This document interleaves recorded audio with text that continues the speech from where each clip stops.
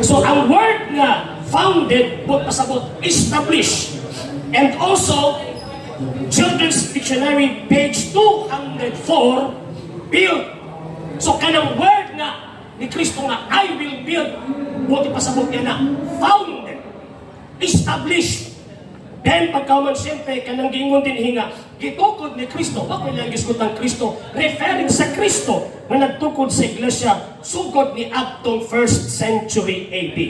And word nga according o sa preposition, buti pasabot, in accordance, or in line with, or in agreement with, according to Webster, Thesaurus page 4. So buti pasabot, pag mugamit itong ebidensya, accordingly, in accordance, or in line with, or in agreement with.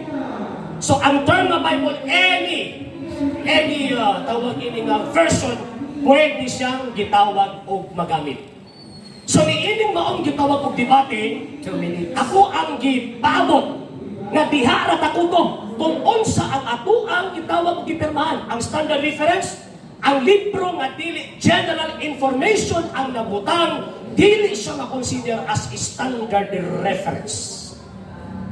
So, mo na nga, pabuto na ako unya, nga unta, komunikan akong kaatbang, mugamit po siyang iining moong gitawag og mga puntua. Pag dili ka ni sa makahatag, og mga ebidensya as burden of ribatan, buti pasabot niya na, again, ikaduhang igayon, pangkaruti na goodness, pangatarungan. Pero sa dilit ako mo tapos, mga sir o gatawag ining mga ma'am, kanina natandog kayo ko kayo sa nga, iko na mong gipapirmaan grabe na po doy. Nagpirong nakikutang waa kasabot. Di ba? Ay, mapod kayo nung nga nga lang kipakaon nakakalit. Imposible naman po na nga di ka kasabot sa imuhang gitawag gipirmahan.